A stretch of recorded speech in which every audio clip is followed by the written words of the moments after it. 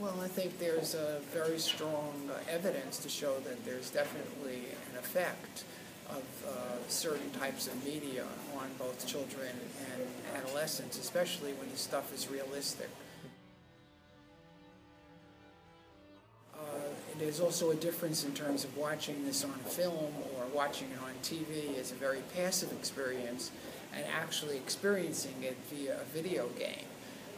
It's very clear, according to certain cognitive psychologists, that when you use a mouse or any other mechanism to shoot people in first-person shooter games and so forth, any type of control, it makes the experience more real.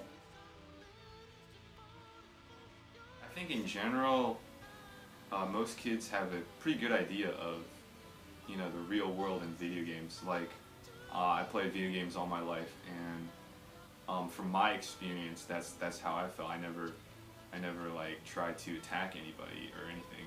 I think it's a little bit ridiculous to say video games cause violence.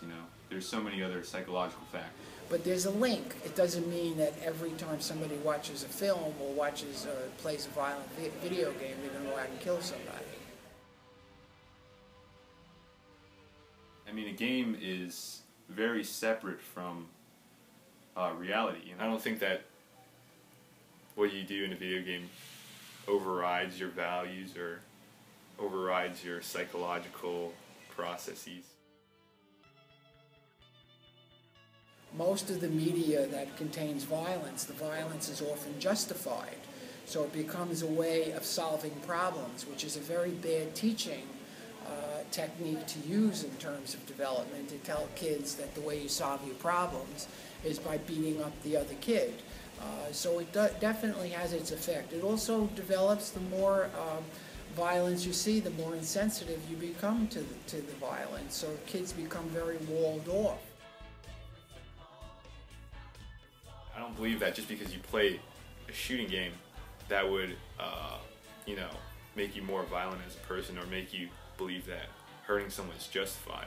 I mean, your moral values and what you do in a video game are separate. So.